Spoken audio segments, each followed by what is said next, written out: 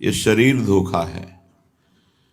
जिसको इतना प्यार करते हैं कि मैं ही मान लिया शरीर को, इतना प्यार किया, ये शरीर भी छूट जाता है, ये शरीर भी दुख देता है, ये शरीर भी दुर्गति करवा देता है यदि इसमें राग कर ले तो। फिर इंद्रियां, मन, बुद्धि, चित्त, अहंकार सब धोखेबाज। कितना भी इनकी आज्ञा पे चलो, ये बंधन, दुख, क्लेश, चिंता, अशांति, मृत्यु इसी का अनुभव कराते हैं। फिर बाहर मात तात सुत दार देह में मति अरुझय मति मंदा, हित किशोर को है चकोर तू लखी वृंदावन चंदा। यदि वृंदावनाधीश्वर युगल सरकार का साक्षात्कार करना है तो मति अरुझय मति मंदा। ऐ मतिमंद, ऐ मूढ़ बुद्धि, शरीर संबंधी भोग और शरीर संबंधियों में समय नष्ट मत कर। ये मनुष्य जन्म केवल भगवत साक्षात्कार के लिए मिला है।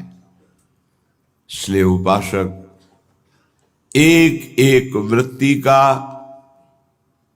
संग्रह करके उपास्य देव को प्रसन्न करता है। वृत्ति का संग्रह, चित्त वृत्ति का संसार के चिंतन से रोक करके, निरोध करके उसे अपने आराध्य देव में स्थापित करते रहना, ये सिद्ध भगवत प्राप्ति का मार्ग है। चित्त वृत्ति का अनन्य चिंतन यही भगवत साक्षात्कार कराता है। बस दूसरा जितना साधन है वो इसी की पूर्ति के लिए है कि हमारी चित्त वृत्ति अखंड भगवदाकार कैसे हो, इसके लिए अन्य साधन है। मुख्य भगवत साक्षात्कार का जो साधन है, उपासना है, वो चित्त वृत्ति का निरंतर तैल धारावत इष्ट में पूर्ण रूप से संन्यास होना, पूर्ण रूप से समर्पण होना, पूर्ण रूप से तन्मय हो जाना। अब यहां अपने लोग कमी करते हैं। देह का प्यार, देह के संबंधियों का प्यार, देह के भोगों का प्यार, इसी में पूरा जीवन नष्ट हो जाता है।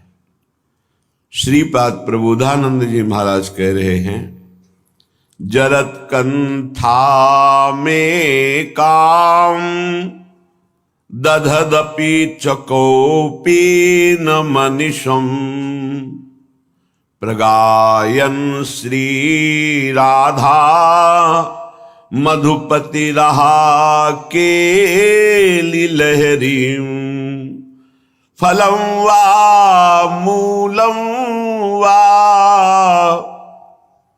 किमपि दिव शांते कवलयन, कदा नेशे वृंदावन भुवि दशाम जीवनमयी। हे प्रियालाल, आप कब ऐसी हमें सामर्थ्य देंगे कि हम इस रहनी से वृंदावन में रहें। देखो, दिखावा के लिए ये नहीं है कि 4 दिन के लिए हम कोई दिखावा करें। वो बहिर्मुख साधक होता है जिसकी एक रहनी नहीं होती। आज हाथ में करवा है, कल कमंडल है, परसों कुछ नहीं। आज रज लगी हुई है, कल कुछ, ऐसे नहीं। एक रहनी, जीवन भर एक रहनी का पालन करते हैं संत जन। एक रहनी, आपकी रहनी ही आपकी स्थिति का परिचय देती है। चंचल रहनी, आज कुछ कल कुछ, बोल कुछ रहा है, दिखावा कुछ है, आचरण कुछ है, व्यवहार कुछ, ये सब प्रपंच नहीं। बहुत धैर्यपूर्वक एक रहनी में 20 वर्ष चलना चाहिए। ये बहुत ध्यान से सुन ले। आज ऐसे रंग का कपड़ा, कल वैसे रंग का कपड़ा, आज दिगंबर हो रहे हैं, आज लंगोटी केवल लगी है, कल ऐसा, ये सब नहीं, एक रहनी। महापुरुषों की एक रहनी देखी गई है। फिर वो जो स्थिति आती है वो बात अलग होती। स्थिति का नाटक करना और स्थिति आने में बड़ा अंतर होता है। नाटक नाटक ही रहता है, स्थिति स्थिति रहती है। श्रीपाद कह रहे हैं इसे नाटक में ना उतारा जाए, इसे स्थिति में लिया जाए। क्या कह रहे? जरत कंथा में काम दधदपि च कौपीन मनुषम। केवल एक लंगोटी शरीर में है और ऊपर से फटे पुराने कपड़ों को घूरे में से बीन चिनगटा रक्षा कीजे सीतिन। ऐसे बसिए ब्रज भी थिन, जो फेंक दिए गए हैं वस्त्र उनको उठा लिया और उनको गांठ लगा ली गई या सिल लिया गया, उसे कंथा कहते हैं।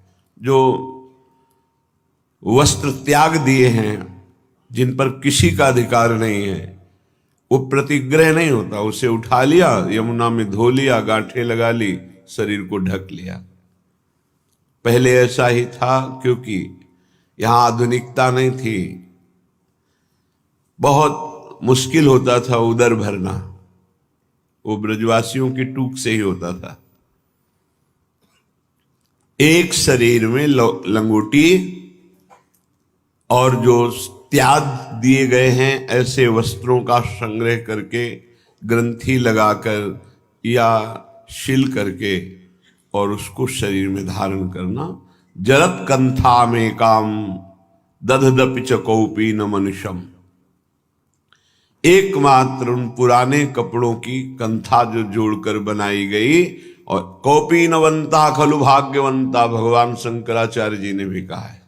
एक कौपीन केवल शरीर, कौपीनवंता खलु भाग्य। दिखावे के लिए ना करे, प्रार्थना करते हैं, क्योंकि वैराग्य की बात सुन करके तत्काल वैराग्य धारण करना और फिर 4 दिन के बाद बदल जाना, ये ठीक नहीं होता। बहुत सोच समझ करके एक रहनी पकड़े, जो गुरु प्रदत्त रहनी है वैसे ही आजीवन निर्वाह करे। अगर एक रहने में नहीं रहोगे तो स्थिति नहीं आएगी।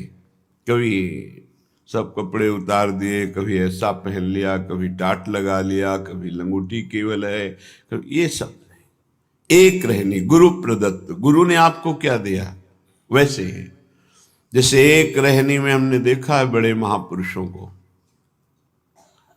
स्वामी श्री अनंग बोधाश्रम जी महाराज का सन्यास हुआ, तो सन्यास होता है दिगंबर करके, कोई वस्त्र शरीर में नहीं।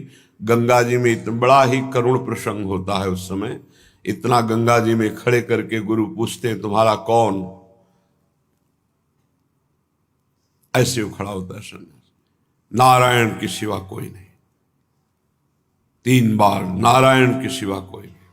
फिर धिक्कार है यदि नारायण के सिवा किसी को स्वीकार करे। जब 1, 2, 3 बार गुरु के सामने कह दिया भगवान के सिवा कोई नहीं, निकलो बाहर। फिर उनको सन्यास पद्धति, फिर कहते हैं कौपीन।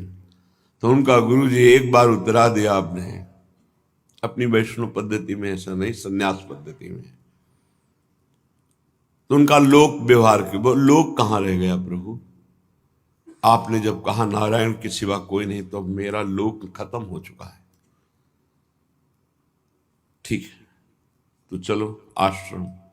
प्रभु आश्रम कैसा? सन्यास जब दे दिया तो जहां दिया यहीं आजीवन निर्वाह करूंगा। तो गंगा की रेती में आजीवन स्वामी अनंग बोधाश्रम जी, आजीवन वैसे ही दिगंबर, प्रकृति का सीधा वार सहना। गंगा जी बढ़ रही तो ऊपर रेती में, गंगा जी घट रही तो रेती में, बस ना बोलना ना मांगना। धन्य है ऐसे महापुरुषों का जीवन। बड़ी अद्भुत प्रभाव शक्ति जागृत हो गई थी। धर्म सम्राट करपात्री जी आदि साष्टांग दंडवत करते थे जाके। एक रहने देखिए, श्री सुरेशानंद जी महाराज, तरी गंगा किनारे पड़ता है, दिगंबर, माताएं बहनें आ गई, एक वस्त्र से ऐसे डाल लिया, वो इतना ढक गया, बस वही अचला आजीवन। एक रहनी, संतों की एक रहनी होती है। जो वस्त्र गुरु प्रदत्त है धारण कर लिया, आजीवन वैसे ही। ये नहीं कि आज सुना तो सब फेंक दिया और वो शुरू किया, 4 दिन बाद फिर वृत्ति बदली तो फिर आ गए। ऐसे ऐसे नहीं चला जाता परमात्मा। ये मरकट वैराग्य कहते हैं। वैराग्य को धैर्य पूर्वक गुरुजनों के आदेशानुसार धारण किया जाता है और उसी पद्धति से चला जाता है। गुरु जी का अनुकरण भी नहीं किया जाता, उनकी आज्ञा का पालन किया जाता है। गुरु जी ने जो दिया, लाल वस्त्र थे उतरे, और जो दिया वो मार्किन लाल थी, ऊपर की मार्किन लाल गेरुआ, फिर सफेद कर दिया, और ये पीला आजीवन उसी का, उसमें कोई परिवर्तन नहीं। गुरुजी नीला पहने, काला पहने, पीला पहने, सब फेंक दें, हमें आदेश क्या करेंगे? हमें आदेश कर दे सब फेंक दो, अभी फेंक देंगे।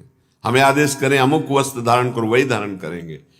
हमारा वैराग्य गुरु के श्रीमुख से है, मनमानी नहीं। तो उपासक जिसे ऐसे वैराग्य की बातें सुने ना और फिर कल से शुरू कर दे, कुछ हैं जो मनमुखी है, नहीं जानते हैं। पूरे शरीर में रज लगाने का आदेश है, कोशिश करो गुप्त रूप लगे। ऐसे प्रगट में लगा लिया गीली करके, और शरीर में सूखी लगा लिया।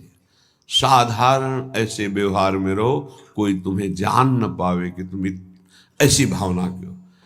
एक दिन स्टील का कमंडल ले लिया, दूसरे दिन करवा ले लिया, तीसरे दिन लौकी ले ली, चौथे दिन नारियल का। ये सब मनमुखी बातें नहीं होनी चाहिए। एक अगर करवा ले लिया तो जीवन उसी में। ये नहीं दिखावे के लिए करवा, पीछे स्टील के पात्रों का प्रयोग, ऐसे नहीं। अगर जो जीवन में धारण किया जीवन। हमने संतों को देखा है, एक संत ने खप्पर रखते नारियल का, टोपी की तरह रख लिया और उसी को से मांग के पा लिया, उसी को फिर ऐसे रख लिया। क्या मस्ती संत हो गई। आप लोग रज का सेवन करते हैं, रज का ही सेवन करें। जो रज के पात्र हैं, शरीर में रज लगाना, रज का तिलक, प्रसादी, चंदन रज के पात्रों में पाना, अपनी शैया में रज डालना। कई बार पीछे चर्चा हुई, सूखी रज डाल के भले ऊपर से चद्दर डाल लीजिए, लेकिन आप सैया में रज में ही शयन करते हैं, ऐसा भाव होना चाहिए और रज पड़ी होनी चाहिए। ये यहाँ की सिद्धि है, समझ जाओ तो समझ जाओ, नहीं माया समझने नहीं देगी। जरत कंथा में काम दधदपिच कौपीन मनुषम, प्रगायन श्री राधा मधुपति रहा केली लहरी। एकमात्र जीर्ण कपड़ों की, पुराने कपड़ों की जोड़ करके कंथा बना ली और कौपीन, कंथा और कौपीन, राधा माधव के पदों का गायन करते हुए समय व्यतीत कर रहे हैं, जो यहां हो रहा है। बहुत बड़ी बात है। प्रभु के नित्य विहार रस के जो पद गाए जाते, बहुत बड़ी बात है। प्रिया प्रीतम से बातें होने लगती हैं। एक स्थिति होती है, न नींद होती है, न जागृत होती है, न तंद्रा होती है। तंद्रा भी तमोगुण के अंतर्गत आती है, नींद भी तमोगुण के अंतर आते हैं, रजोगुण, जागृत, थोड़ा सात्विक भी इसमें। एक स्थिति होती त्रिगुणातीत, न सतोगुण, न रजोगुण, न तमोगुण, न जागृत, न स्वप्न, न सुषुप्ति, न तंद्रा। एक अद्भुत स्थिति है। प्रिया प्रीतम से बातें हैं रहे, प्रिया प्रीतम से खेल रहे, ये पदों का प्रभाव होता है। मान लो, ये जो सुन रहे हो इसको पकड़ लो। ये बड़ी कृपा है जो बात तुम्हें सुनने को मिल रही है बड़े महापुरुषों की। कह रहे हैं कि जो कंथा धारण करते हैं, कौपीन धारण करते हैं और राधा माधव की गुप्त केली रस से भरे हुए पदों का गायन करते रहते हैं। तुम्हारी समझ में ना आ रहा हो, लेकिन जिनके लिए तुम गा रहे हो, तुम्हारे पीछे पीछे चल रहे हो, वो सुन रहे हैं। नाम बाणी जहां श्याम श्यामा तहां, पकड़ नहीं पा रहे हो अभी। नाम बाणी सुनत श्याम श्यामा सुबस, जो श्री राधा माधव के पदों का निरंतर गायन। ये बड़े महापुरुषों की बात कह रहे हैं। हर समय देखा है, हर समय बस ऐसे ताली बज रही है, कदम्ब के नीचे बैठे या तमाल के नीचे लाडली कुंज में, ये सब थे, चल रहा है। साथ जब जब ब्रज भ्रमण पद सुनाओ, अमुक सुधानिधि का श्लोक सुनाओ, आप भाव में डूबे हुए चल रहे पद गायन से। पूरी चतुराशी, जैसे 84 कोष की परिक्रमा चतुराशी जी चल रही, पूरी चतुराशी जी हुई, फिर इस समय ये पद सुनाओ, ये केवल पद का ही आहार।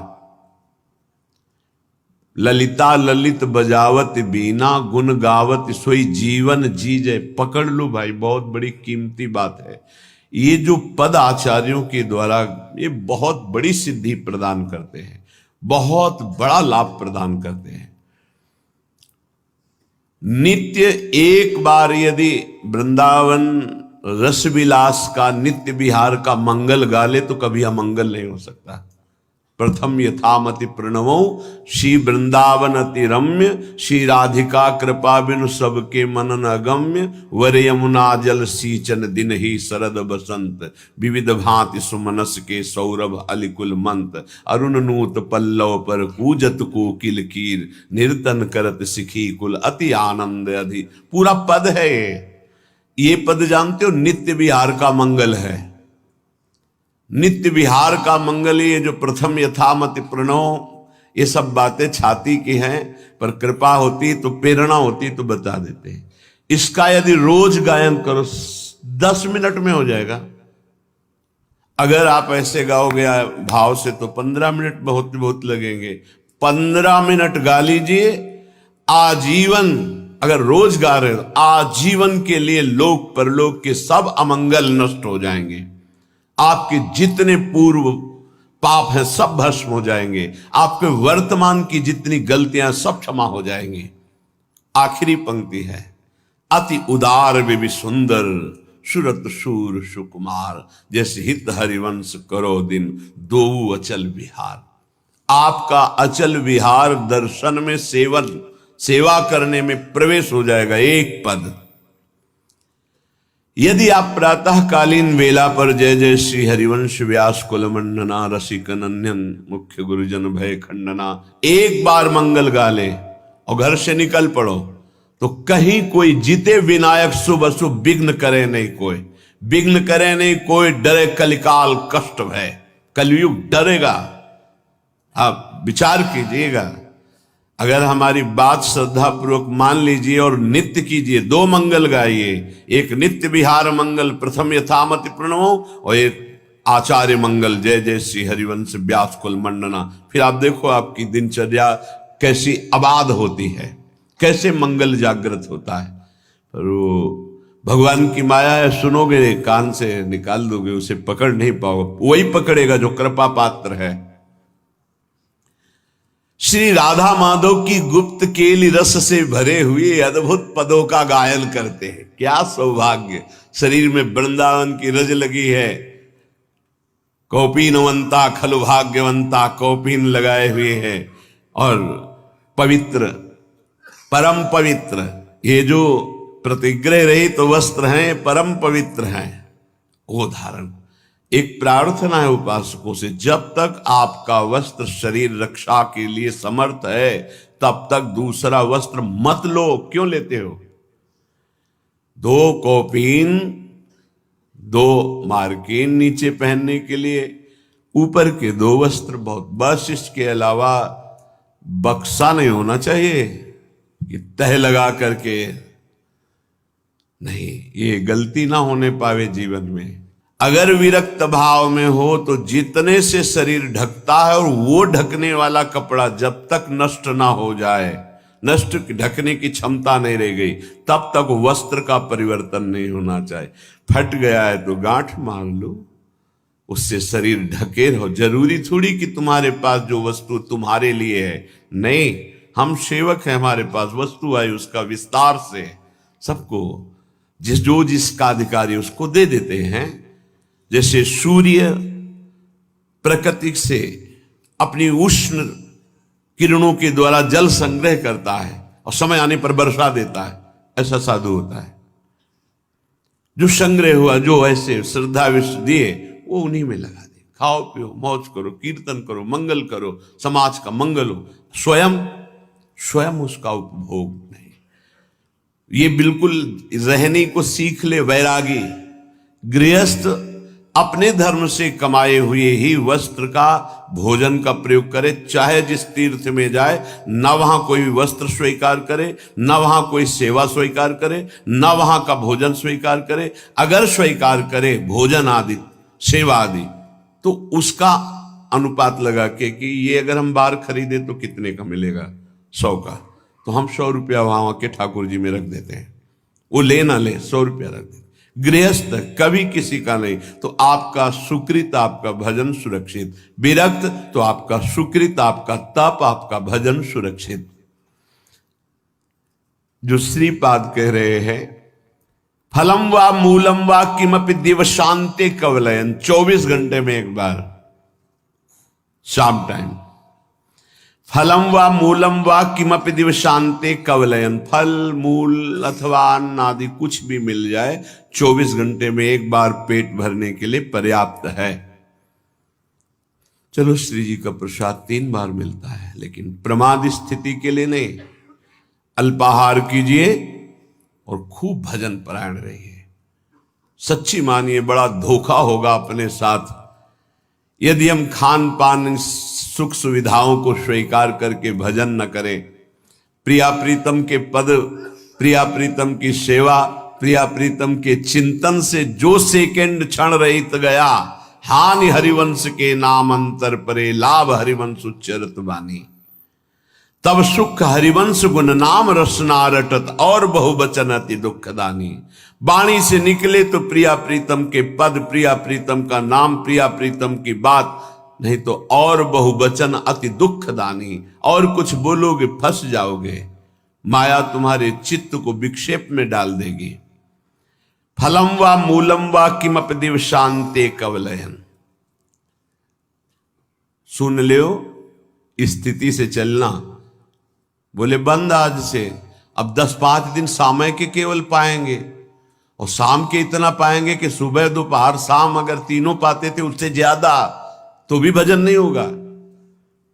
ये भी बात समझ लो कि एक बार बैठ गए तो दबा के 3 बार वाला हिसाब पूरा कर लिया, तो अब उसके पचाने में पूरी जीवनी शक्ति लगेगी, भजन में नहीं लगेगी। ये संयम के लिए लिखा है। देखो, जब आपका ब्रह्मचर्य ठीक रहेगा तो ज्यादा मांग अंदर नहीं होती, क्योंकि पर्याप्त शरीर चलाने के लिए महान शक्ति ब्रह्मचर्य का संचय है। तो ज्यादा ये सब खत्म हो जाएगा आगे चल करके। अभी नए अवस्थाएं हैं तो ऐसी भावना हो भी सकती है अच्छे अच्छे पदार्थ खाने की, ऐसा होता है। पर आगे चल करके अगर हृदय से तुम पूछोगे क्या पाना चाहते हो, तो कुछ नहीं, कोई निर्णय ही नहीं निकल पाएगा। जो प्रारब्ध अनुसार भगवत प्रसाद मिल जाए उसे शरीर में डाल लिया। कदा निश्चय वृंदावन भूवि दशाम जीवनमयी, क्या मैं ऐसी रहनी से रह पाऊंगा वृंदावन में? कृपा करो हे प्रियालाल कि फटे पुराने कपड़ों से शरीर ढक लूं, एक लंगोटी लगा लूं, रात दिन आपकी लीला गुणगान नाम कीर्तन करूं, 24 घंटे में एक बार जो कुछ मिल जाए उदर में डाल लूं, बस आपके धाम का अखंड आश्रय लिए इस तरह मैं जीवन व्यतीत करूं। कदा वृंदारण्यम श्रवण रसना स्पर्शन निरीक्षण, घ्राणाद्यैर्मे भवति रस सिंधु स्रवदिव, कदा वा तल्लोकोत्तर रस मदान्धो मधुपतिर, गुणानुच्चैरुच्चै सरसमिहि गास्यामि परितः। हे प्रिया प्रीतम, क्या कभी ऐसा होगा कि मैं वृंदावन की ही केवल बात सुनूं? प्रिया प्रीतम, प्रेमी रसिक जन, सिद्धांत तो वृंदावन, इसके सिवा मुझे अच्छा न लगे। मेरी श्रवणेन्द्री केवल भगवत संबंध की बातें सुने, बस। ये बड़े महान भागवतों के लक्षण होते हैं। बाल्यावस्था से ही महाभागवतों को यही रुचि प्रभु की कृपा से प्राप्त होती है। जितने बड़े महापुरुषों के चरित्र पढ़े तो बाल्यावस्था से वो भगवत चरित्रों का गायन, नाम कीर्तन, भगवत लीलाओं का अनुकरण, ये बाल्यावस्था से होता है। महाप्रभु हरिवंश चंद्र जी जब खेलते थे ना, तो अपने समवयस्क बालकों के साथ गोरे बालक को प्रियाजू बना देते, सावरे बालक को लालजू बना देते, दोनों को ऐसे श्रृंगार करते देववन में पत्तों और पुष्पों से, और फिर ऐसे फल ला करके भोग लगाते, आरती। ये खेल होता महाप्रभु का। कभी जैसे तमाल श्याम रंग है, गोरा रंग का कदम्ब है, तो दोनों की प्रियालाल की भावना में उनका श्रृंगार करते, उनकी बाल्यावस्था। पंडित रामकृष्ण बाबा गोविंद देव जी के साथ गोली खेलते थे, कंचा गोली, बाल्यावस्था से भगवत। ये भगवत कृपा होती है। महाभागवतों का जीवन ही केवल प्रभु होते हैं। आप सब उसी पंक्ति में बैठे हैं, ध्यान रखना, आप सब उसी पंक्ति में बैठे हैं जिस पंक्ति से महाभागवत प्रभु को प्राप्त हुए हैं। उसी लाइन पे खड़े हैं, उसी पंक्ति पे खड़े हैं। थोड़ा श्रवणेंद्री को सावधान रखिए। हमारी एक एक इंद्री भगवदाकार हो, सुनना बंद कीजिए प्रपंच की बातें। कान से केवल वृंदावन प्रिया प्रीतम भगवत चर्चा आदि। अगर आप गृहस्थ हैं, व्यवहार में हैं, तो उचित बात सुनिए, फिर आधा राधा, ना किसी की निंदा करिए, ना किसी की निंदा सुनिए। बहुत बढ़िया श्रवणेंद्री हो जाएगी। रसन रसेंद्री, महत्पुरुषों की रहनी में हमारी दृष्टि कभी दूषित न हो जाए कि ये ऐसा। अपने को क्या करना है, अपनी रसेंद्री को देखना है। हम क्या करते हैं, सत्संग सुनकर दूसरों पर प्रयोग करने लगते हैं।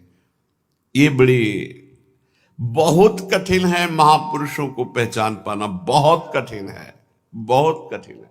श्री जी कृपा करते हैं तभी परिचय, सोई जाने जे देव जनाई, जानत तुम्हें तुम्हें हो जाए। बहुत बहुत कठिन है। इसलिए कह रहा हूं कि संग किया बड़े बड़े ज्ञानी ब्रह्मबोध महापुरुषों का, और बड़ी ऊंचाई में बड़ी कृपा हुई। ज्ञान की सबसे बड़ी ऊंचाई ब्रह्मबोध, और प्रेम की सबसे बड़ी ऊंचाई सहचरी भाव। दोनों जगह के महापुरुषों का हरि की कृपा से, शिव की कृपा से ये संयोग बैठा। रसन रसेंद्री केवल श्री जी के प्रसाद की अनन्य होनी चाहिए, बस। ये महापुरुषों में देखा है, केवल श्री जी को भोग लगाओ, बस। कई बार देखा है गुरुदेव भगवान को, जिसे ऐसे कोई महत्पुरुष प्रसाद है, सब कभी नहीं देखा। महाराज ऐसे रखते तो कभी नहीं। रसिक अनन्य, लाडली जू के अनन्य, बस। न लाज तीन लोकन की, न वेद को कहो करे, जाके बल में सब सो तोरी, लोक वेद कुल काली। बड़ा अनन्य स्वरूप। एक अन्य मार्ग के अवलंबी है, लाडली कुंज में महापुरुषों से शिक्षा मिलती। प्रत्येक बैठे रहे, महाराज जी संभाषण तो करते ही नहीं थे।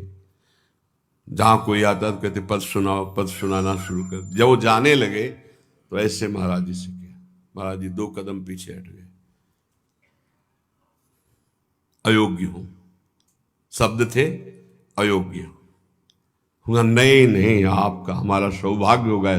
फिर हटे, नहीं अयोग्य हूं। तो उनसे हमने इशारा किया महाराज जी। जब वो चले गए तो पूछा महाराज जी क्यों नहीं? तो उनका सब भगवत स्वरूप है, पर जो हमारी श्री जी की सेवा में नहीं, आलिंगन नहीं कर सकते। हमारा आलिंगन होगा तो हमारी श्री जी की सहचरी का ही होगा, अन्यथा बलिहारी अनन्य निष्ठा। कोई ऐसे बिरले अनन्य रसिक रसेंद्री, ये केवल श्री जी के प्रसाद का ही स्वाद ले, चाहे जल हो चाहे भोजन हो। अगर चूक हो गई तो ध्रुवदास जी ने लिखा है कि अगर अमनिया आप लेते हो तो ताको बड़ो अपराध है, ये आपकी बुद्धि को रस क्षेत्र में नहीं जाने देगी। ये आजकल ऐसी बहिर्मुखता चल गई, बोतल खोली ऐसे खड़े खड़े पे। नहीं भाई, जल पीना है, रुकिए आप। अगर आप वैष्णव हैं तो आपके पास झोली होनी चाहिए, गिलास होना चाहिए, आप ले लीजिए गिलास, उसको धोइए, जल भरिए, राधा वल्लभ लाल की जय, प्रभु जल पान कीजिए। भाव में 1 सेकंड लगता है, राधा राधा राधा, पान कर लिया। पानी भी बिना अर्पित किए हुए, बिना नाम लिए पानी। अपनी तो पद्धति है कि जब भोजन के लिए बैठते हैं तो पहले नाम कीर्तन होता है, फिर आचार्य गुरुजनों की जयकारा होती है, तब प्रसाद पाया जाता है। चलो आप लोग गृहस्थ हैं, इतना समय नहीं है, तो एक बार तो बोल दीजिए राधा वल्लभ लाल की जय और भगवद अर्पित कीजिए, फिर पाइए। अगर आप ऐसे प्रसाद पाएंगे तो आपकी रसेंद्री सार्थक हो जाएगी। नहीं, फंसाए है रसेंद्री। कितने घृणित हैं, शरीर के अंगों को खा रहे हैं। वो जिसे कहते हैं, वो फोड़ के देखो क्या लिबलिबा भरा है, दलित दुराए, उसको खा रहे, कह रहे हैं हम बहुत बलवान हो जाएंगे। अध्यात्म बल बड़ा होता है या शरीर बल बड़ा होता है? जीत के दिखाओ काम क्रोध लोभ मोह मद मत्सर को। ये भक्षा भक्ष खाने वाले जीत के दिखाओ तो तुम्हें महावीर समझे। अगर कोई जीता है आज तक इन शत्रुओं पर तो अध्यात्म बल से जीता, शारीरिक बल से तो रौंद देंगे तुम्हें। क्या शारीरिक बल? ये गिर चरण दे हनुमंता, चले उसगा पाताल तुरंता, जिम अमोघ रघुपति कर बाना, ये ही भांति चले हनुमाना। ये वीरता आती है, नाम भगवान का निरंतर चल रहा, सात्विक भगवत पार्षद में अध्यात्म बल से। ये इधर उधर जीव जंतुओं को उबाल करके बेचारे बलहीन पशुओं को भक्षण करना, इन राक्षसी वृत्ति से थोड़ी बल आता है। अभी रसेंद्री की तृप्ति के लिए भाग रहे, कौन बना रहा कोई मतलब नहीं है। होश में रसेंद्री को शासन में नहीं रखोगे, भजन नहीं होने वाला। इधर उधर के भोजन पाओगे, भजन नहीं। बहुत कीमती मनुष्य जीवन है, भगवत साक्षात्कार कर लो। सत्संग हो रहा केवल अध्यात्म के लिए, मनोरंजन की कथाएं नहीं है। इंद्रियों को संयम में रखिए, बचिए ऐसे आहार से जिसको तुम जानते नहीं, परिचय नहीं है तुम्हारा। बनाने वाला कौन है जिसको पता नहीं। बहुत सावधान। हमें लगता है कि बहुत जानकारी से, पहले कहा जाता था पानी पियो छान के, गुरु करो जान के, ऐसे कहा। हमें अब लगता है उल्टा करना चाहिए। गुरु करो छान के, एक एक गुण अवगुण की छानबीन करो पूरी, और पानी पियो जान के। कौन है, कहाँ का है, कैसे आचरण का है, कौन सा पानी दे रहा है, कौन सी गिलास में दे रहा है, उसी में शराब पिया, उसी में पानी दे रहा है, बहुत जानकारी करके। सच्ची मानिए, आज जो भजन में उन्नति नहीं और उसका कारण खान पान विभाग है। रुचि ही नहीं हो सकती ऐसे अपवित्र भोजन करने वाले को भगवान में। मनमानी तुम खाओ पियो, तुम खूब नाम भगवदाकार वृत्ति चले, ऐसा नहीं हो सकता। सावधान। रसेंद्री को संभालिए खान पान विभाग। अगर आप प्रतिग्रह लेंगे और झनियों की चाटुकारिता करेंगे, रसेंद्री में रहेंगे तो बांटगिरी करेंगे, भगवत चरणारविंद की भक्ति नहीं होगी। एक बार देखा, भ्रमण करने में मतलब बहुत उपलब्धियां प्राप्त होती हैं। सेठ जी गिरदा लगाए तखत में बैठे मूंगफली खा रहे हैं, प्रवचन करता आके चौकी पे बैठे हैं, उनको सुना रहे हैं। वो जी बीच बीच में खोपड़ी, शास्त्र का अपमान और उसके प्रवचन का अपमान हो रहा है, और ये धनी केवल समझ पा नहीं रहा, इसकी दुर्गति पक्की है। कार्य हो रहा भागवती दिखाई दे रहा है। अरे उसको ऊंचे पे बैठा, तू नीचे बैठ, हाथ जोड़कर एकाग्रता पूर्वक मौन हो करके इस अमृत का पान कर। लेकिन रजोगुण, धन, ऐश्वर्य, और वो मूर्खतावश समझ नहीं रहा कि केवल लिफाफा 2100 5000 का मिलेगा, और ऐसे आचरण। बहुत सावधान। ये सत्संग है। स्पर्श होता है सुखद दुखद या शरीर भोग। ये त्वगेंद्रिय का सुख होता है, स्पर्श सुख। उपासक सावधान, स्पर्श सुख में जितने भी कोमल मुलायम वस्त्र हैं इनको नहीं स्वीकार करना चाहिए जानबूझकर वैरागी को, और गृहस्थ को अपने अर्थ के अनुसार सात्विक वस्त्र धारण करने चाहिए। विरक्त को ऐसा कोई भी बड़ा कीमती बड़ा सुखद जितने से काम चल जाए उतने से पक्का समझो।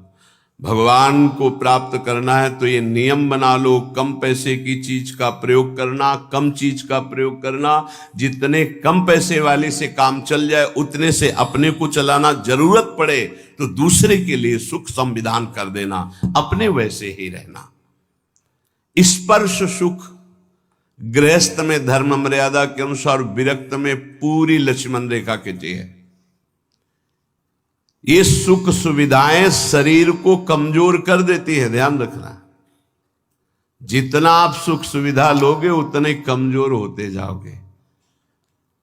तपती हुई काशी की घाट की चट रात्रि भर तपती थी, उस पे शयन होता। अब नीचे का चला बिछा दिया, लगुटी पहने पड़े, सुबह हुआ गए रस्सी घाट की तरफ, कुछ शौच स्नान किया, वही अचला लपेट लिया, विश्वनाथ जी के दर्शन। जितना प्रकृति का सीधा प्रयोग शरीर से सहोगे, तास्ते तक शस्त्र भारत, वही परम पद का अधिकारी होता है। भाई स्पर्श सुख से बहुत कोमल कपड़ा उतार के फेंक, ऐसा कपड़ा पहन जो कम कीमत का हो, जो शरीर में सुखद न लगे, बहुत ये सिद्धों वाली नकल ना करे। साधक को शरीराभिमान जब तक नष्ट ना हो जाए तब तक ऐसा कोई वस्त्र, ऐसी बहुत कीमती, हाँ बहुत बढ़िया है। एक साधु के पास एक आर्मी के जवान थे, वो बढ़िया वो लाए थे स्वेटर, तो वो लाए स्वामी जी स्वेटर बहुत बढ़िया है, बोले टांग दिया, तो टांग दिया कुटिया में। दूसरे दिन आए, स्वामी जी स्वेटर कैसा था? बोले बहुत बढ़िया। पहना नहीं? बोले बेटा बहुत बढ़िया, पहने कैसे? वो टांगा बहुत बढ़िया। 2-4 दिन लगातार आए, बोले स्वेटर उतार के ले बेटा, है हमारे बस का नहीं, तुम प्रेम से लाए थे इसलिए टांग दिया, हमारे बस का नहीं, हमारे पहनने का नहीं। चंदन का पलंग, चंदन का, संतों के पास ऐसा। राधा चरण दास जी 1 2 3 इस तीसरी पीढ़ी, इधर से तीसरी पीढ़ी, जो इस समय पूज्य श्री टटिया स्थान में महाराज जी विराजमान है, उनके बाद एक और उनके बाद जो उनके दर्शन किए, उनके समीप बैठे, उनकी कृपा हुई, श्री राधा चरण दास जी महाराज 2 पलंग लाए थे, एक मोहिनी ठाकुर के लिए। दूसरे दिन आए, सुनना चाहते हैं, जो धनी मानी कुछ देते ना तो केवल भाटगिरी करवाना चाहते हैं। क्या सुनना? कैसा था महाराज? अरे बहुत बढ़िया, जिंदगी में हमने नहीं से देखा, ऐसा सुनना चाहते हो। क्यों? क्योंकि वो देहाभिमानी जन अपना यश कभी नहीं। साधु महात्मा जो भगवत मार्ग के प्रतीक हैं, भाटगिरी नहीं करते। आए दंडोत, जय जय। कैसा रहा पलंग महाराज? चंदन का है? बोले कल बताया था चंदन का है। अभी तो हमारे जो पूर्वाचार्य महांतर हैं, एक एक रात्रि वो शयन करेंगे भाव में, फिर 10 दिन बाद फिर आए। कैसा रहा महाराज?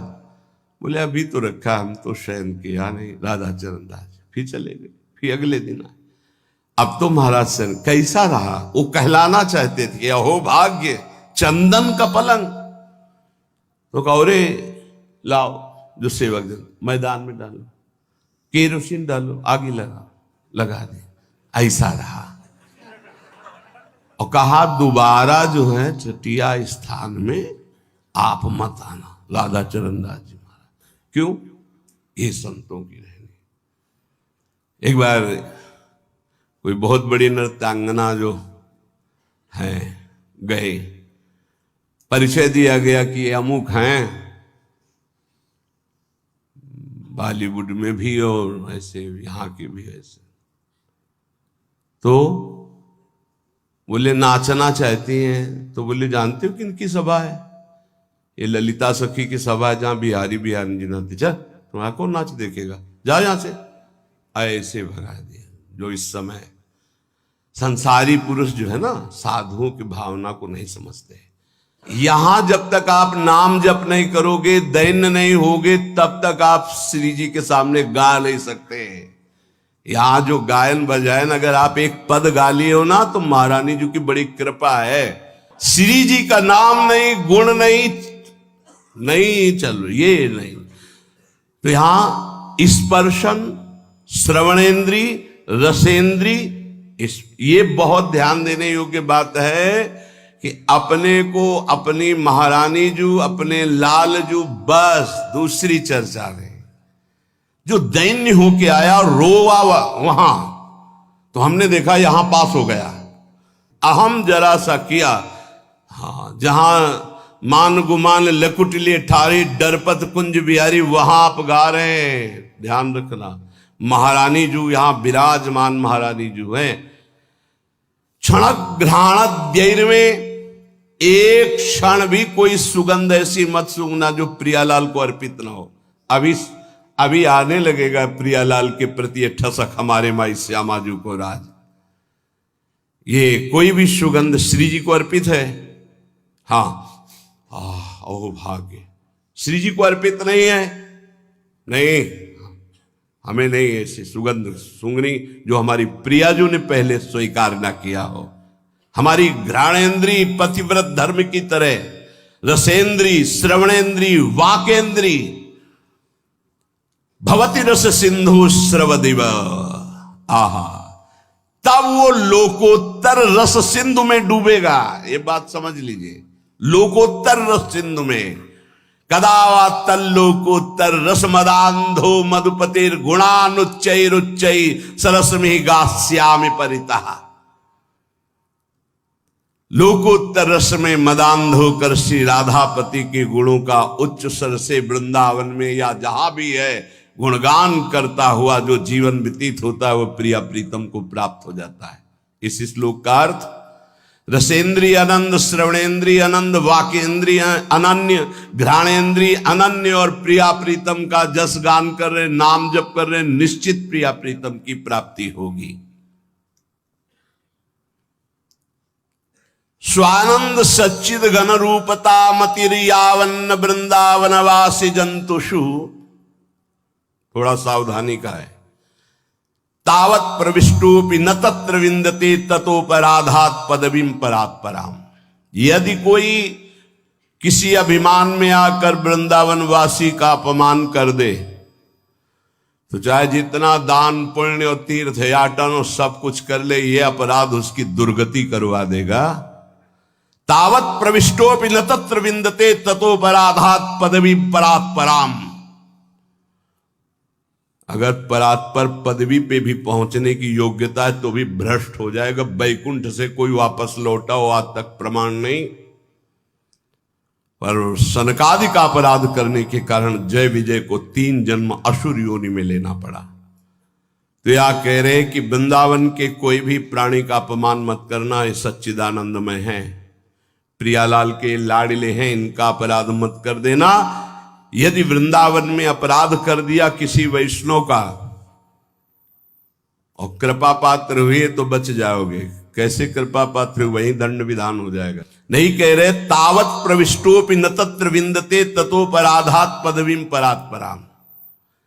कभी भी परात्पर पदवी की योग्यता प्राप्त पुरुष भी यदि अपराध कर दे वृंदावन के किसी प्राणी का, तो उसका सर्वनाश हो जाएगा और वो भ्रष्ट हो जाएगा, वो नष्ट हो जाएगा। दूसरा भाव इसी का, यदि कोई वृंदावन के प्राणी पर सच्चिदानंद भाव न करके साधारण प्राणी का भाव करके अपराध कर दे, तो श्री राधा माधव की परात्पर पदवी, दास्य पदवी उसे कभी प्राप्त नहीं हो सकती। बस ये बार बार श्रीपाद प्रबोधानंद जी ने प्रार्थना की कि वृंदावन में थोड़ा सा एक अपराध के लिए तुम सावधान रहो कि कहीं किसी वैष्णव का अपराध न बन जाए, कहीं किसी वैष्णव की निंदा अवहेलना ना हो जाए। और तो जो अपराध बनेंगे वो तो जैसे माँ अपने बच्चे की मलिनता को नहीं देखते, ऐसे वृंदावन ही प्रभाव सुनु अपनो ही गुण देत, जैसे बालक मलिन को मात गोद भर ले। पूज्यपाद श्री उड़िया बाबा जी महाराज। महाराज जी, भक्ति और प्रेम में क्या अंतर है? प्रश्न है, भक्ति और प्रेम में क्या अंतर है? तो जब तक किसी को ये याद रहे, बहुत ध्यान देने का विषय, किसी को याद रहता है कि मैं प्रभु की भक्ति कर रहा हूं तब तक भक्त, और जब ये याद न रहे कि मैं प्रभु की भक्ति कर रहा हूं और फिर हो रही है, तब वो प्रेमी। मैं का प्रेम में विस्मरण, जब मैं था तब हरि नहीं, अब हरि है मैं नाहि। इतना गाढ़ भगवदाकार वृत्ति कि मैं प्रभु का चिंतन कर रहा हूं, ये भी लय हो गया, तब वो प्रेमी। और जब तक मैं चिंतन साधन कर रहा हूं तब तक भक्त। भक्ति और मुक्ति में क्या अंतर है? भक्ति और प्रेम में अंतर सुना? भक्ति और मुक्ति में क्या अंतर है? जब तक जगत की याद छोड़कर भगवत चिंतन करने का अभ्यास किया जाता है, उसका नाम भक्ति। और जब जगत और भगवान दोनों का चिंतन रहित हो गया, ना भक्त जैसे भगवान का चिंतन करता है ऐसे ज्ञानी नहीं करता। चिंतन रहित स्थिति का नाम है मोक्ष पदवी। कोई चिंतन नहीं, ना सत चिंतन ना असत चिंतन, कोई चिंतन नहीं, चिंतन शून्य। सोचो कितनी ऊंची स्थिति है। कोई चिंतन नहीं, न स्थूल न सूक्ष्म न कारण, न भगवान का न जगत का, कोई चिंतन नहीं, शून्य। वो है मोक्ष पदवी। जैसे गाढ़ नींद में अज्ञान की धरा में, ऐसे ज्ञान की धरा में, वो जागृत में गाढ़ अवस्था में ऐसा कोई चिंतन नहीं जैसे गाढ़ नींद में। गाढ़ नींद शब्द इसलिए कि नींद में अगर गाढ़ावस्था नहीं हुई तो स्वप्नावस्था आ जाएगी, वो नहीं मानी जाएगी। जैसे गाढ़ नींद में सोया हुआ पुरुष, ऐसे ही शुद्ध बोध प्राप्त महात्मा रहता है। कोई स्फुरण नहीं, सत ना सत, न सोचती न कांक्षति, प्रसन्नात्मा, अखंड प्रसन्नता, वो मोक्ष पदवी। जो जगत का चिंतन छोड़कर भगवान के चिंतन का अभ्यास कर रहा है वो भक्त, और जिसका कोई चिंतन नहीं हो रहा है वो सच्चिदानंद में स्थित अपने स्वरूप में, वो मुक्त महापुरुष है। भक्ति और मोक्ष में ये अंतर है। उपासक भजन तो करता है पर आनंद का अनुभव क्यों नहीं होता? बाबा इसका क्या कारण हो सकता है? बहुत बढ़िया प्रश्न है। पहला प्रश्न था भक्ति और प्रेम में क्या अंतर। मैं भगवान का भजन कर रहा हूं, ये भक्त, और मैं जब विस्मृत हो गया और केवल भजन हो रहा है तो प्रेमी। भक्ति और मुक्ति में क्या अंतर? जो जगत चिंतन छोड़ने का प्रयास करके भगवान का चिंतन कर रहा है वो भक्त, जिसका ना जगत का चिंतन ना भगवान का चिंतन, स्वरूप में स्थित प्रसन्नात्मा, अखंड बोध स्वरूप, कोई स्फुरणा नहीं, वो मुक्त महापुरुष। अब प्रश्न है कि उपासक यदि भजन कर रहा है तो आनंद क्यों नहीं आ रहा? क्या कारण है? तो बोले इसका कारण है जगत का चिंतन। एक एक शब्द अनुभव के हैं। जब तक भोगों का चिंतन होगा, भोग क्रिया होगी, तब तक भगवदानंद नहीं मिलेगा। लिख लो इस बात को। क्या? जब तक जगत का चिंतन होगा, भोगों का चिंतन होगा, भोगों की क्रिया होगी, तो भजन करने पर भी भगवदानंद का स्फुरण नहीं होगा। तो क्या भजन व्यर्थ चला जाएगा? नहीं, उसका फल मिलेगा। पर भगवदानंद स्फुरित हो गया तो जीवन मुक्त हो गए।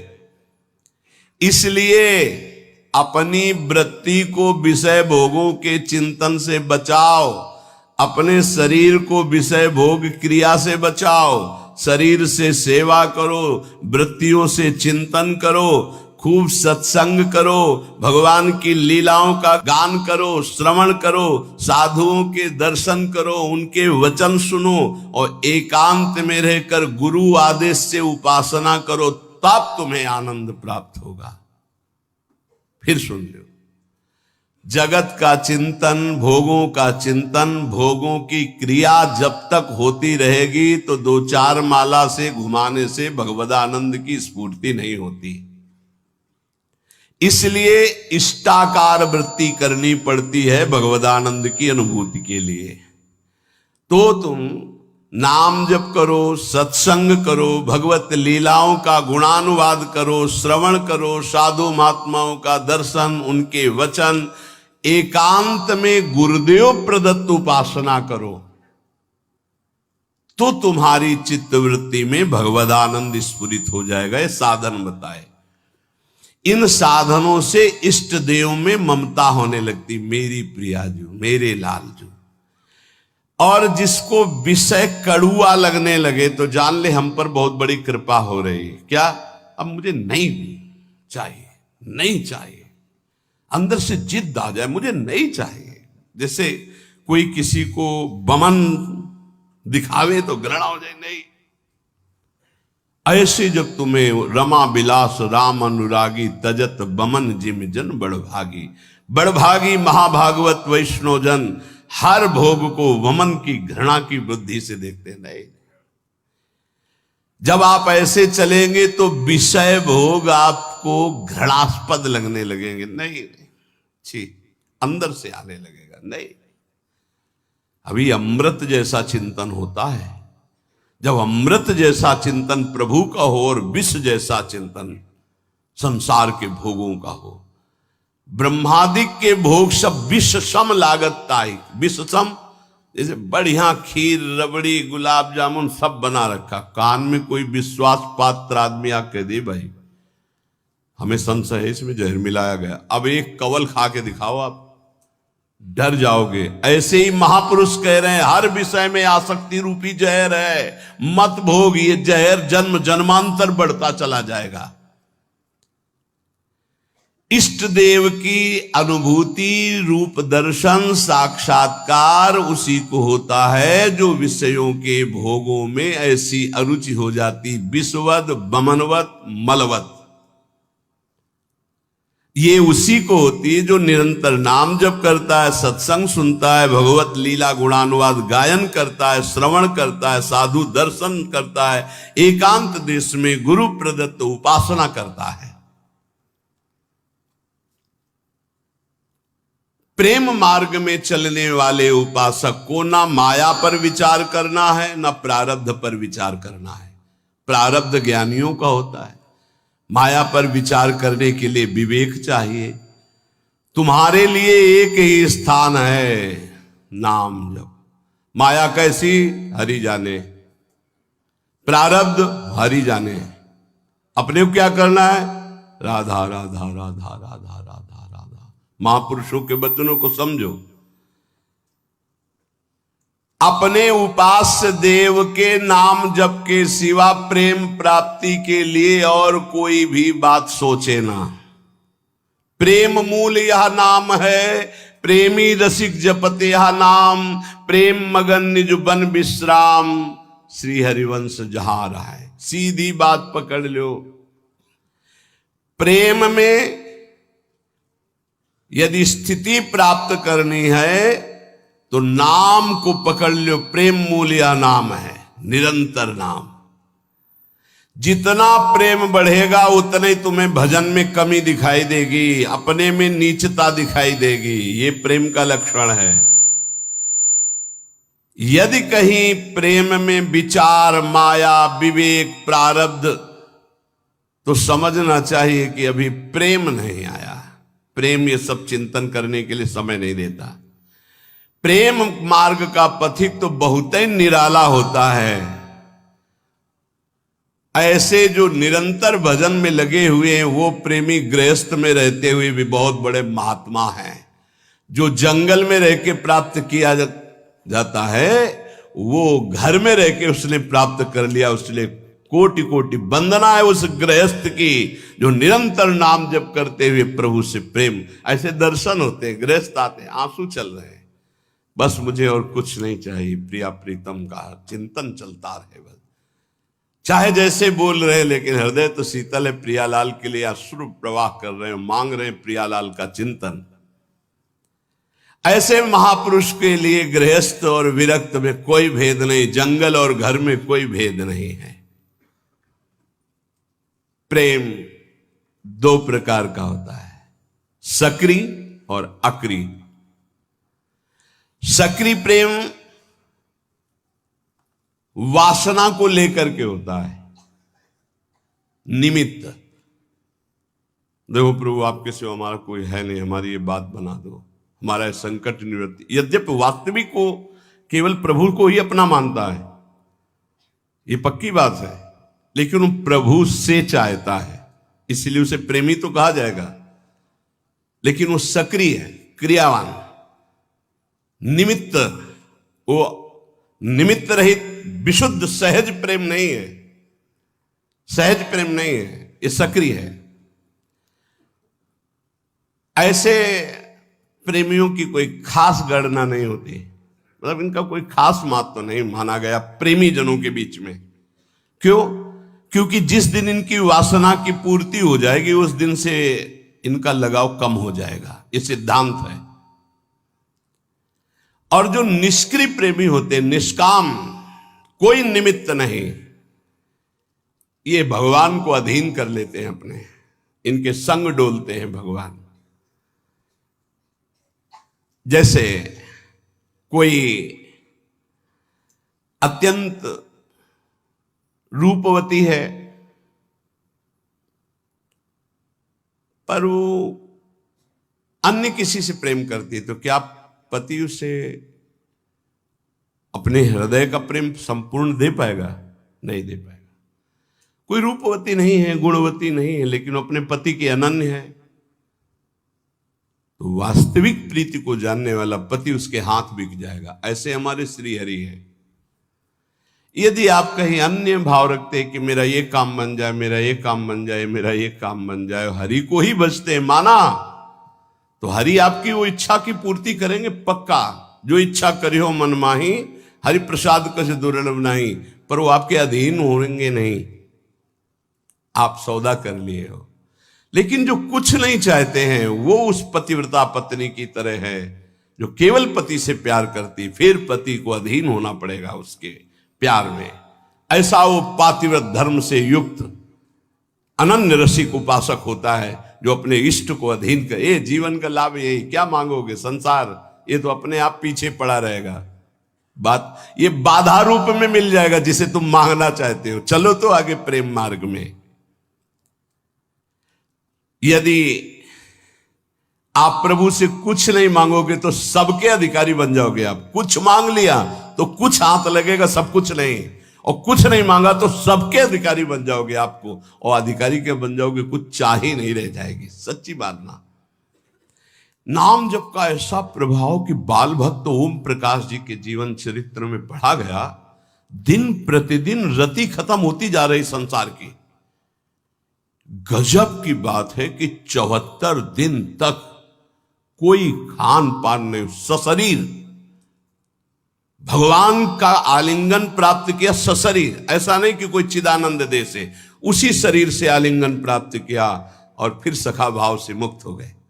आज भी उनकी समाधि बनी हुई चामुंडा के सामने। ऐसे नाम जब स्कूल से शुरू किया नाम जब, वैसी उच्च कोटि की कम अवस्था में स्थिति प्राप्त कर ली। नाम जप में बड़ी अपार सामर्थ्य है। पर हमें लगता है कि प्रभु से यदि ना मांगा जाए तो बहुत ज्यादा लाभ मिल जाएगा। हम लोग बहुत कमजोर हृदय के मांग कर बैठते। कई बार ऐसी परिस्थितियां आती हैं कि साधक को विश्वास नहीं रहता। विश्वास यूं नहीं रहता जैसे अब बड़ी भयावह परिस्थिति आने वाली है, और उसको लगता है पता नहीं भगवान जानते कि नहीं जानते, सुना कि नहीं सुना। हे भगवान आप ये काम बना दो, बस आप इस विकट परिस्थिति से निकाल दो नाथ, बस जीवन भर भजन करेंगे आपका, प्रभु प्रभु आप बचा लो बचा लो। तो जब बच गया तो आप देख लेना वो जो आपकी प्रीति थी प्रभु से कम हो गई, आपका जो अपनापन था वो कम हो गया। ऐसे आप अगर 100-200 बार ऐसे मांगते चले जाएंगे तो आपका भजन ही क्षीण हो जाएगा, आपका भाव नहीं बन पाएगा प्रभु के प्रति। ऐसी स्थिति आ जाएगी। सच्ची कहते हैं यदि तुम्हें वास्तविक बात समझ में आ जाए, मेरी पूज्य बाबा कह रहे, आनंद ही आनंद तुम्हारे जीवन में रहेगा यदि तुम प्रभु से कुछ न मांगो तो।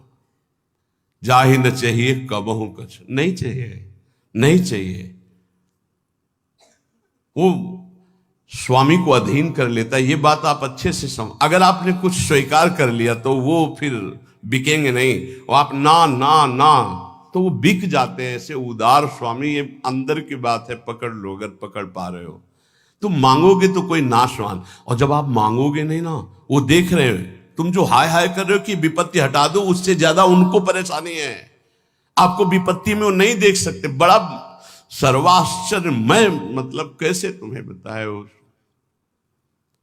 बड़ा आश्चर्य में। कल की बात, एक सखी जिसको भारी कैंसर, यहां से ऐसे मवाद बह रहा कि वो बैठे तो पूरा वातावरण दूषित हो जाए, कोई पास न बैठे, ऐसे कैंसर का स्वरूप।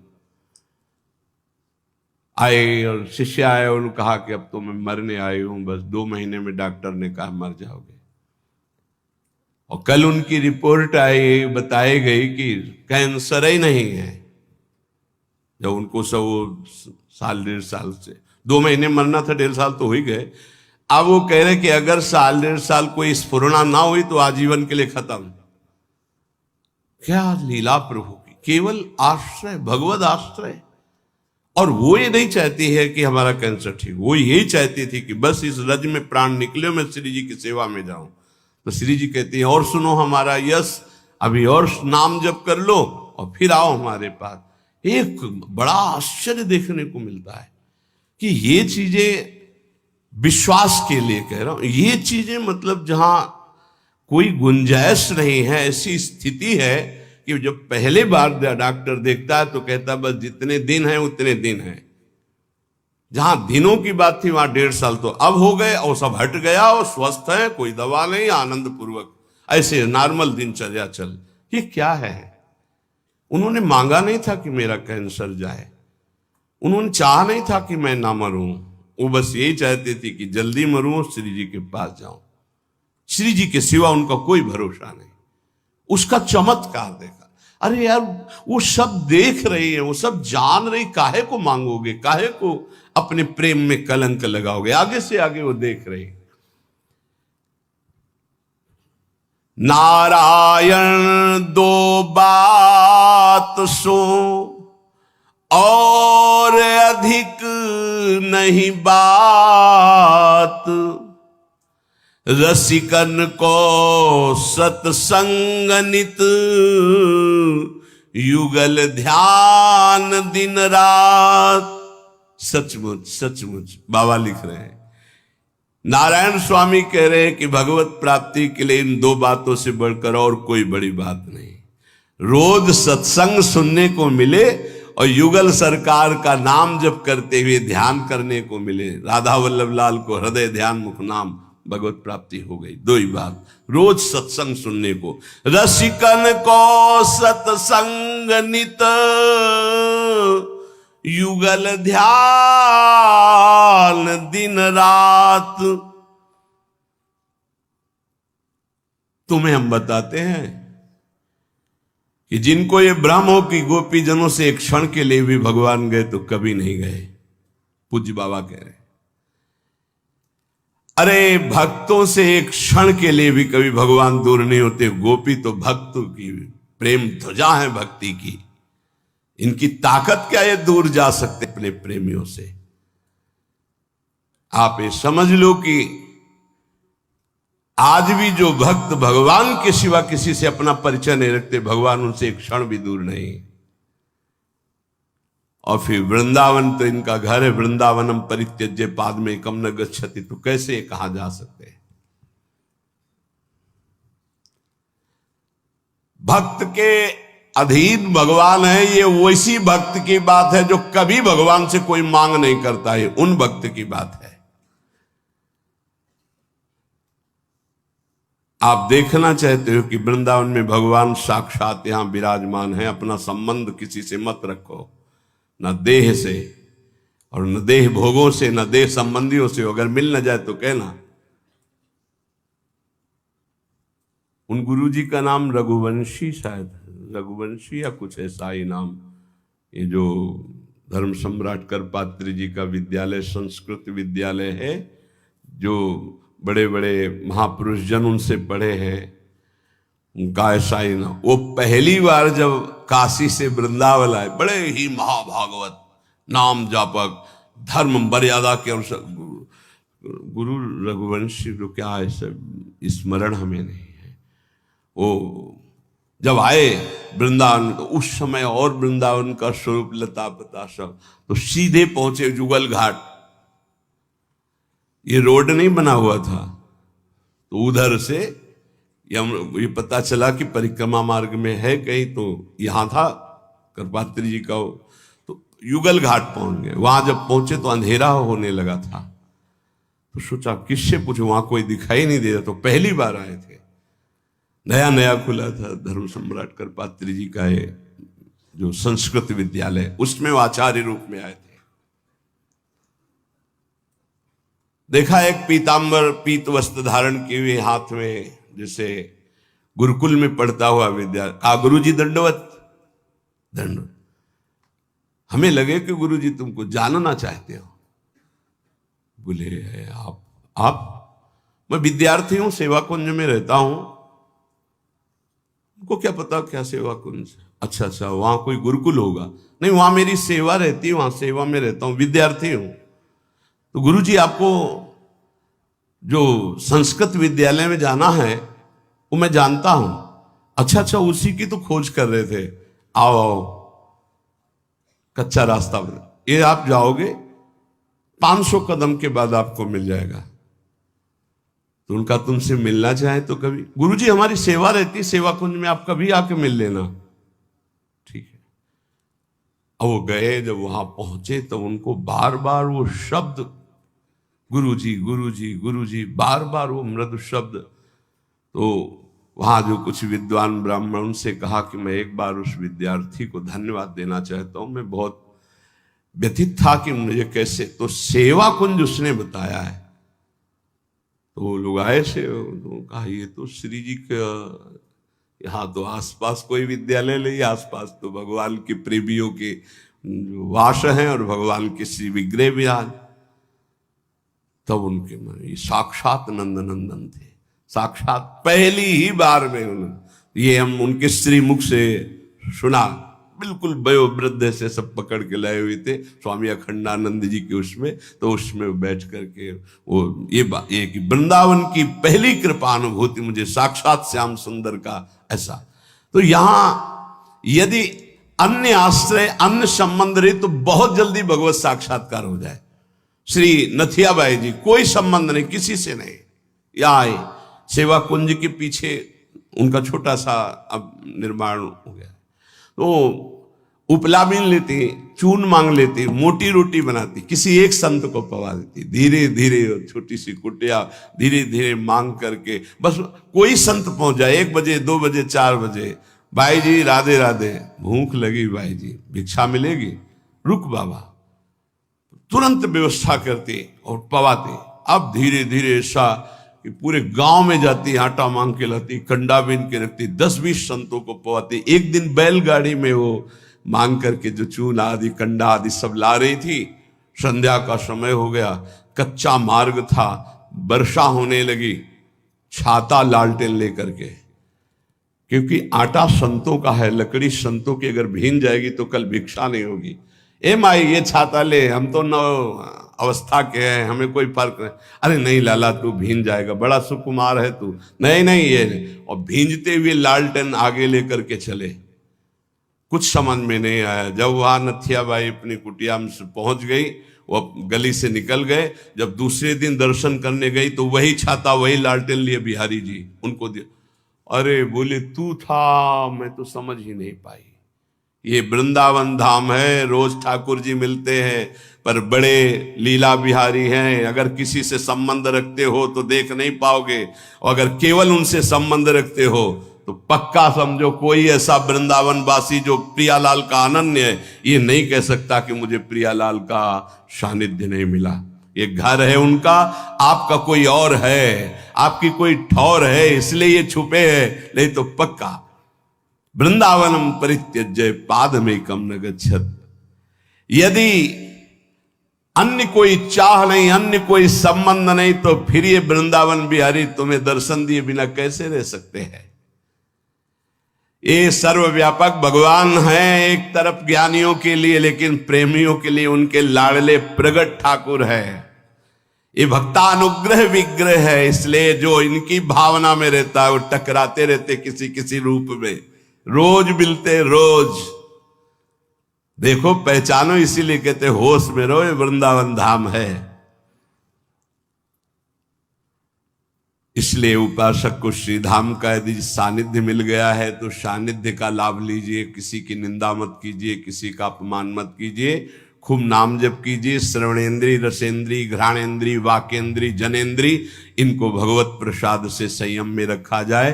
यही चंचल होकर के हमें भ्रष्ट कर देती हैं और अचंचल होकर हमें प्रभु में स्थित कर देती है। इनको चंचलता रहित करने के लिए सरल उपाय है नाम जप और सत्संग। सत्संग आपको रोज संभालेगा, नाम जप आपको पावर देगा, जिससे आपके द्वारा ये जो त्रुटियां हैं ये होंगी नहीं। खूब नाम जप कीजिए, मन लगे या ना लगे, राधा राधा राधा, परम मंगल निश्चित है।